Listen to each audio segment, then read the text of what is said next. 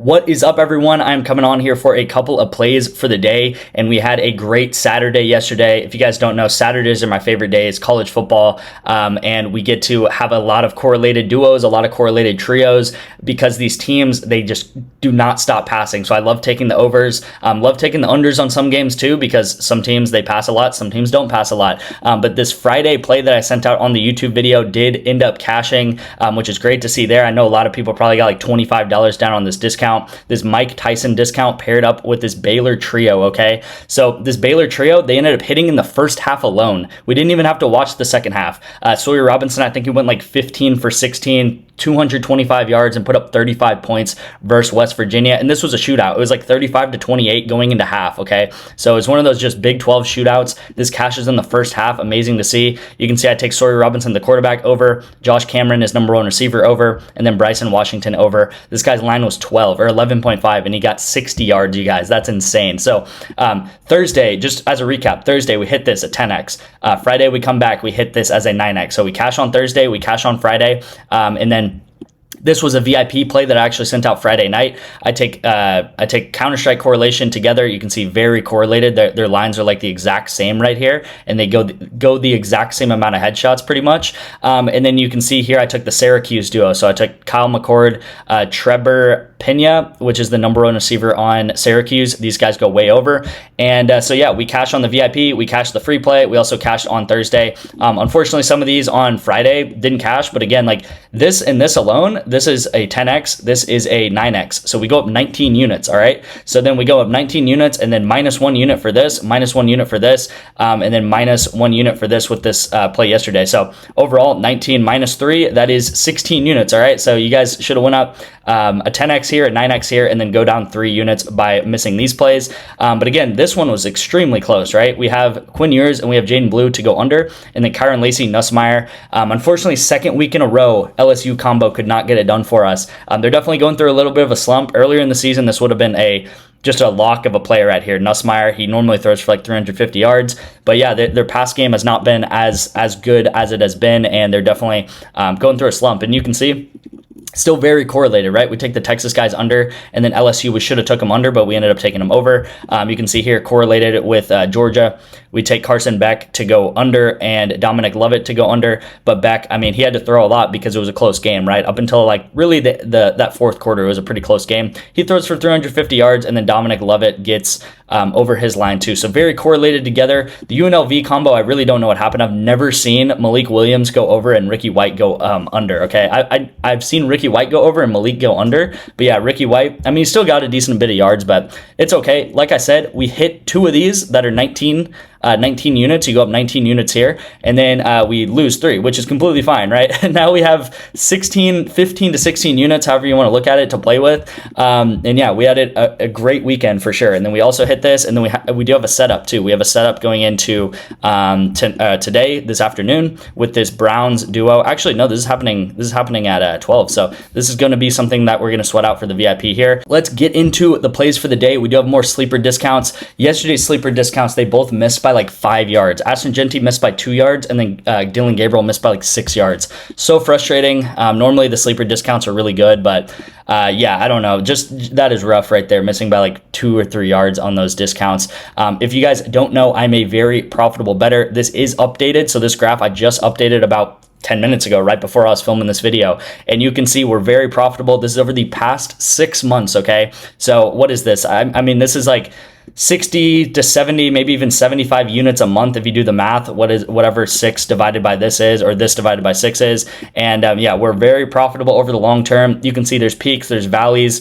We go up, we go down. But over time, we're going to go up and to the right, and we're going to just generate more and more and more profit.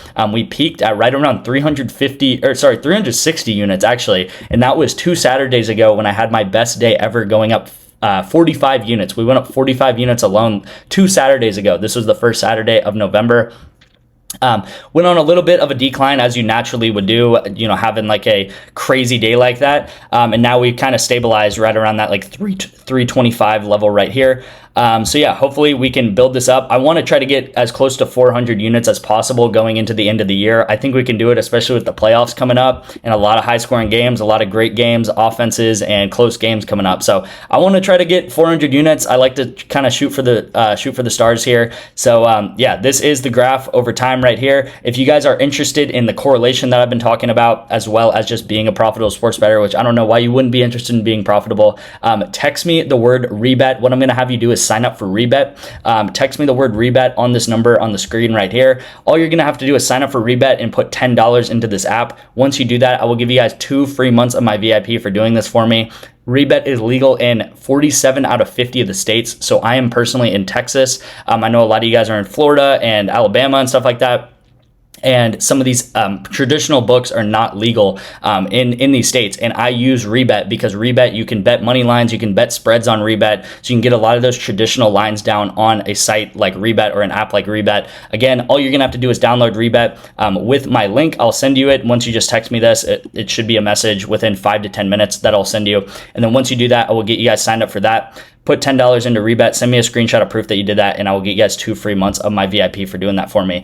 Right now, this is only working on iPhones, okay? So if you don't have an iPhone, you can do the same thing just with Parlay Play. Again, just text me Parlay, and my number is up on the screen. It's the same number as my personal number. Just text me. I will get you guys signed up, and I'll get you in my VIP. So multiple ways to get to my VIP. Again, if you're an Android user, you can use Parlay Play. If you're an iPhone user, use Rebet. All right, so the first play of the day is going to be on Prizepicks. It's going to be a 4-man. As we always do, you guys, so like, comment, subscribe for more of these because I do these every day, right? And you saw we cashed one on Thursday and Friday, so hopefully we can run it back with this Sunday night. Actually, we're gonna have to wait till Monday night, but very, very correlated right here. We have this Chargers duo, Justin Herbert, Ladd McConkey, to go under together. We have 33 pass attempts for Justin Herbert. If you can get this at 33 or even 32.5, this is an amazing play, you guys. I think 33 is way too high. I think this should be 31.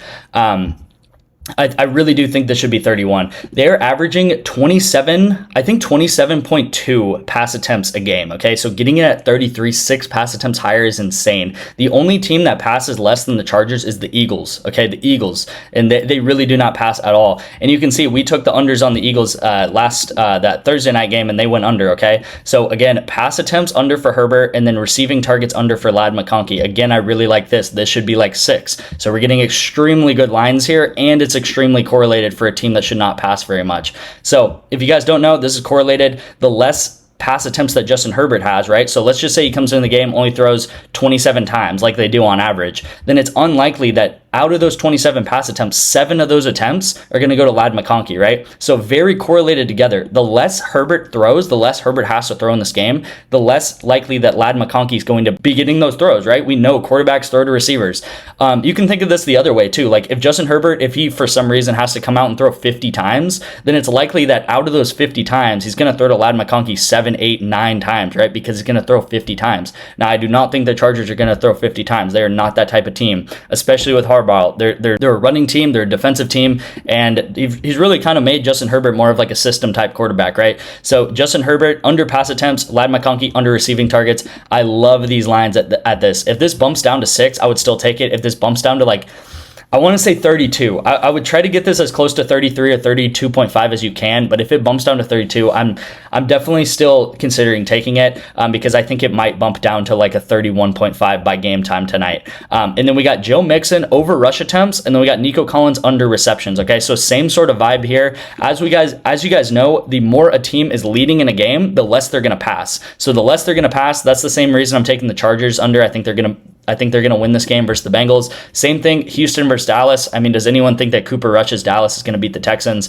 So as the Texans are winning this game in the second half, maybe it's like 17-7 or 20-7, whatever it is. As the Texans are winning this game, there's going to be more running from the Texans. Joe Mixon's going to get more rush attempts to try to run the clock out, just in the game, just win the game. There's no reason to pass anymore.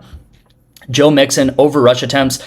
This is like 21.5. This seems high, but there's games he gets 24, 25 rush attempts easily. Okay, so going to take him over rush attempts, and then Nico Collins going to take him under 5.5 receptions. Now, this is getting a full 9x payout right here, which is great. You could also take CJ Stroud under pass attempts. You could do that. You're going to get an 8.5x, and I like to try to get 9x or higher. I like Nico Collins under 5.5 receptions here. Again, this is with the correlation of they're gonna run the ball more because they're going to be ahead in this game, and Nico Collins is obviously a receiver. He's part of the pass game. He's going to go under receptions because they're not going to have to pass in that late third quarter, fourth quarter type plays because they're just going to run the ball out, right? I've seen quarterbacks only pass one time the whole fourth quarter. That's honestly what happened with the Eagles. That's what happened on Thursday night. Like, they only passed the ball one time that fourth quarter because they could just run the ball out and win, right? All right, so hopping into sleeper, we do have 2 picks on sale. We have LaMelo Ball and then Josh Allen. Going to take their overs, obviously, their discounts. And yeah, obviously going to take their overs, right? They're reduced lines. And then with LaMelo, going to take Jake Moody to go under field goals made at 1.5 for this game that's happening this afternoon. And then we do have Josh Allen versus the Chiefs. Should be an amazing game. I'm really excited about that game. And then we do have Norman Powell to go over 1.5 assists for tonight's game, Clipper versus the Jazz. So yeah, this is what I'm locking in on Sleeper. Again, Sleeper is just a really good bankroll building type app because they give out a ton of discounts. They give out 2 discounts yesterday. They missed. So they gave out 2 more discounts today on Sleeper Sunday. Hopefully these can hit. Again, they missed by like 5 yards last time, so I wouldn't worry about it. Sleeper is normally a really good app, and I'm really profitable on Sleeper. So again, if you're interested in that correlation and just cashing with us and being a profitable sports bettor, text me the word rebet. That's going to be the best way to get my VIP. You will get it for 2 months free. If you're an iPhone user and Android users, please text me the word parlay. Thank you guys so much for watching. I will see you in tomorrow's video.